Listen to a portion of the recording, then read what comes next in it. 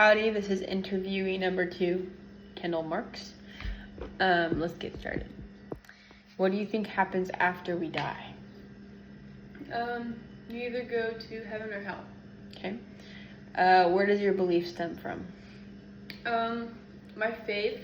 I'm a Christian, and I've been a Christian my whole life.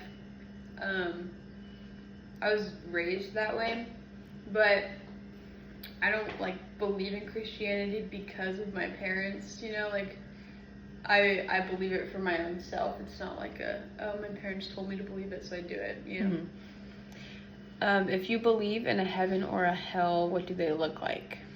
Well, hell is just complete and total separation from God, which is everything horrible, like disease, sickness, torture, torment, and then heaven's just everything pleasant, and it's just eternal closeness to God.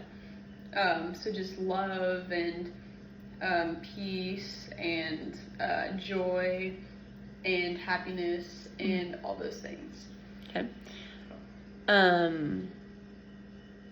Do you know what they physically look like, or I would say when I think of hell, I think of burning flesh and tar, and then when I think of heaven, I think of beautiful landscape, just unimaginable colors and colors that don't exist on Earth, or yeah, like being able to perceive more colors, because I'm going over this in my sensation and perception class, but mantis shrimp can see 15 different colors, because they have 15 different photoreceptors. Mm-hmm. And so I'm like, well, if that's possible for a mantis shrimp, that's absolutely possible for us. We're gonna be able to see absolutely every single color possible. Mm-hmm. So it's gonna be very, very vibrant, just a very happy place. Yeah.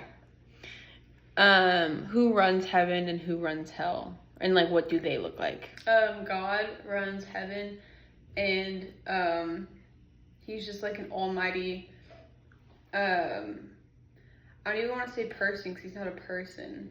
He's like a deity. He's not. But then he also took on human flesh as Jesus. So it'll be God, and then Jesus in his right, at his right hand, mm-hmm. and then hell would be Lucifer or Satan.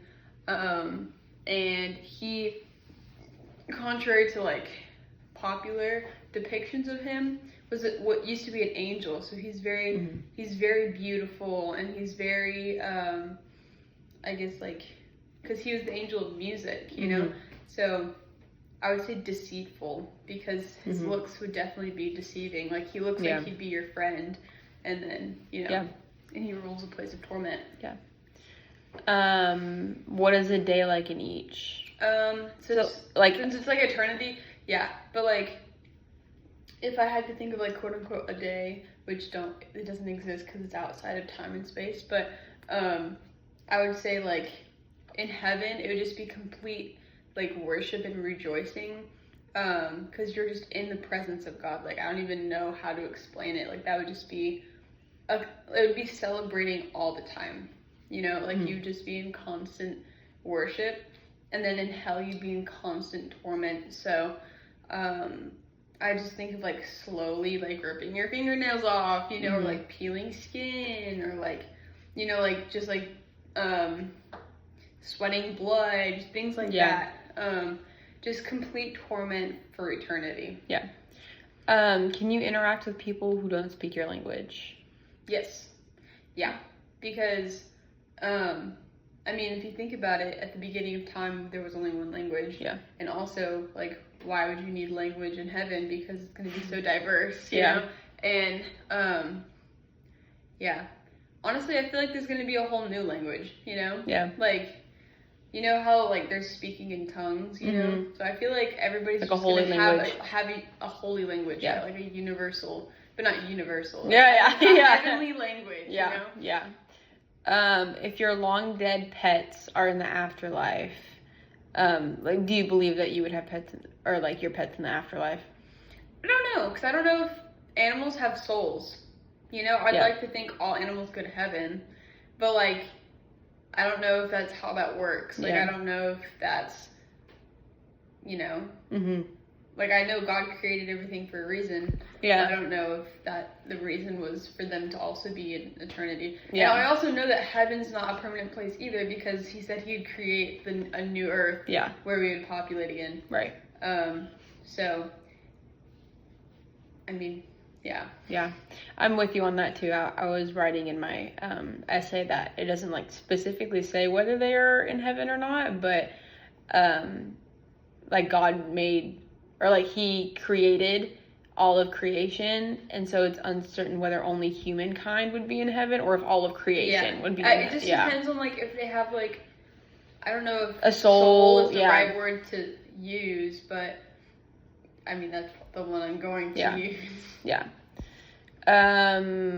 Is there marriage in heaven or in the afterlife? I don't think there is, because I think you don't need marriage in heaven because everybody's joined together by the blood of Jesus Christ. So I don't think there's marriage in heaven, which honestly kind of makes me upset. Like, like I wish marriage was still a thing, but I know like we are the bride and Jesus is the groom. So really we are all wed to Jesus, but like not in like an actual marriage type of way. Not in like an earthly marriage way. Yeah, but like in an intimate relationship type of way, not like intimate, you know, but like it's a different type of relationship. So marriage isn't needed. So I don't think marriage is a thing because everybody's together.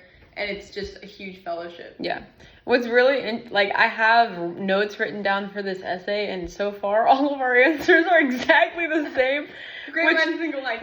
Right? Which it could be a big part of our upbringing, but a big part of our non-denominational Christian belief is, like, not taking anything out or inserting things into the Bible. So, like, what we believe is in the Bible. Yeah. Okay. Do people look as they want, or do they, like, choose how they look, or, like, how do they look? I don't know if we really take on a form like that.